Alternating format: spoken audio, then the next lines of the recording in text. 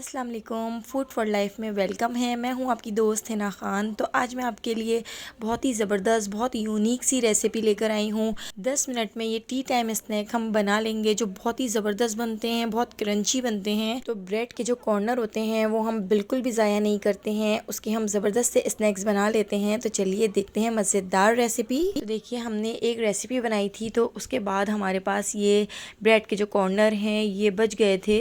तो देखिए इसके भी हम ज़बरदस्त सी एक रेसिपी तैयार कर लेते हैं। देखिए ब्रेड के कॉर्नर हमारे पास मौजूद हैं और बहुत सारे हैं। तो चलिए इसकी हम ज़बरदस्त सी रेसिपी तैयार करते हैं जो बहुत ही मज़ेदार बनती है, बहुत क्रंची बनती है। इस रेसिपी को तैयार करने के लिए सबसे पहले हम एक बैटर तैयार कर लेते हैं। तो देखिए यहाँ पर हमने 3 टेबल स्पून बेसन ले लिया है। तो देखिए बेसन को हम एक बाउल में डाल देते हैं और 2 टेबल स्पून हम इसमें ऐड कर देंगे मैदा। 1 टीस्पून हम इसमें ऐड कर देंगे ज़ीरा और 1 टीस्पून इसमें हम ऐड कर देते हैं नमक। हाफ़ टी स्पून लाल पिसी मिर्च और हाफ़ टी स्पून हम इसमें ऐड कर देंगे लाल कुटी मिर्च। और इसके साथ ही हम इसमें थोड़ा सा हरा धनिया ऐड कर देते हैं।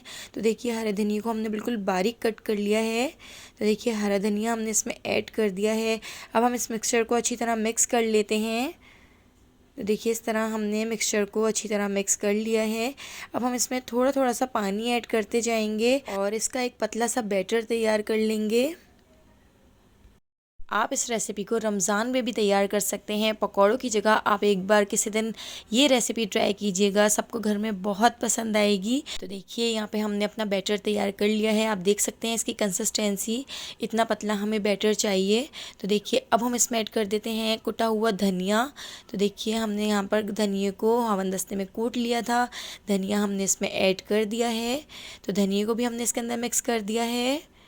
हमारे पास जो ब्रेड के कॉर्नर थे, देखिए हमने ये कॉर्नर सारे मैदे में और बेसन में डाल दिए हैं और हम अच्छी तरह इनकी कोटिंग कर लेंगे। इनकी कोटिंग करने के बाद हम इनको गरम गरम ऑयल में फ्राई कर लेंगे। मीडियम टू लो फ्लेम पर फ्राई करेंगे ताकि हमारे जो ये ज़बरदस्त से स्नैक्स हैं ये बहुत ही क्रंची और क्रिस्पी बन के तैयार हों। तो देखिए इस तरह हम मैदे की और बेसन की कोटिंग करते जाएंगे और इनको इस तरीके से फ्राई करते जाएंगे।